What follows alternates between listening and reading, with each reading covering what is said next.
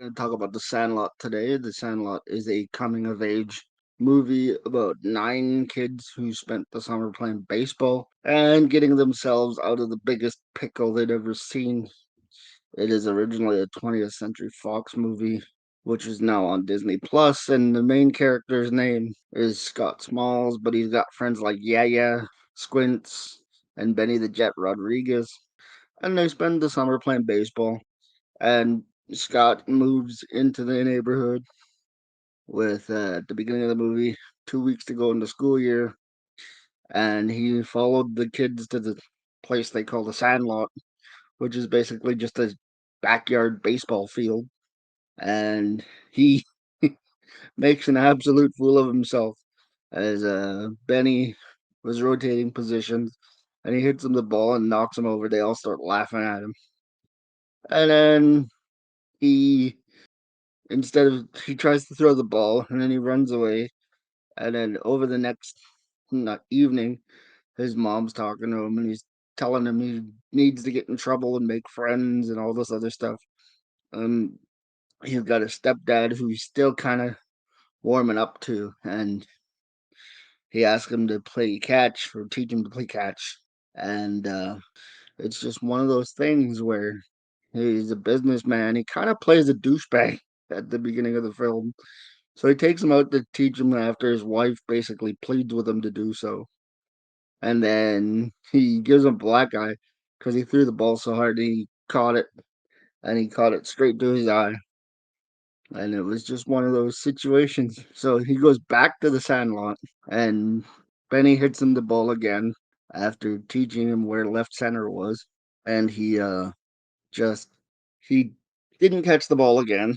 And he actually ran it back into the field so they could hit the ball again. But he eventually learns how to catch, and they go. It's all good after that, and they start playing baseball throughout the summer. And a couple of things happen. One being the montage of well, not the montage, but it all starts when they're playing baseball, and they get into a fight with a rival team, and they get a trash talking session where the famous line of "You play ball like a girl" comes in. And if you're enjoying this content, please like, comment, and subscribe to the channel. Would be appreciated. So after this back and forth of trash talk, it's decided that they're going to play a baseball game in which the Sandlot kids beat the well-trained kids at a baseball game. Then there's a scene where they get on this merry-go-round after uh, having guys chewing tobacco, and they get on this merry-go-round and they all throw up, and then they have to take a couple days off baseball to get better because obviously they're so young, their bodies don't adapt very well to this, and it's a funny scene. And then there's another scene in the movie where Squint has an absolute crush on this lifeguard, and he's like, winking at her and everything, and he's just overblown by this Wendy Peppercorn. And it's too hot to play baseball that day. And Squints is like, they're all trying to convince Benny because Benny wants to play. So Benny puts it to a team vote, and then they go to the pool. And Squints pretends to drown, and he puts the moves on Wendy Peppercorn, which gets them banned from the pool forever that day. So the movie continues, and they're playing baseball, and Benny basically implodes the baseball with how hard he swings the bat. And they're all standing around going, "We can't play because we ain't got no ball." And then Scott says, "I have a ball." But what he didn't tell them was that ball was his dad signed by Babe Ruth. And it was just one of those things where he steals it from the trophy case and takes it to the game, and he belts his first home run. And he aced it to the beast, and he was gonna go get it back.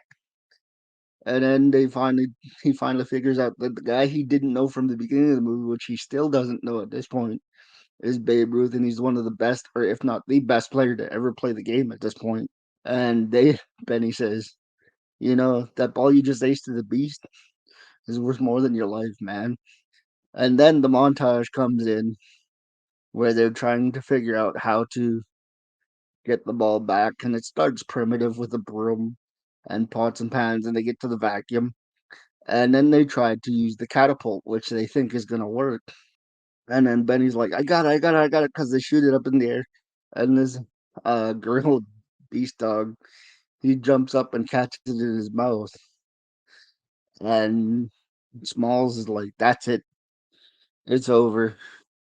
And then the one kid comes up with an airborne attack where he tried to get it from the air to go down and fling it up to them.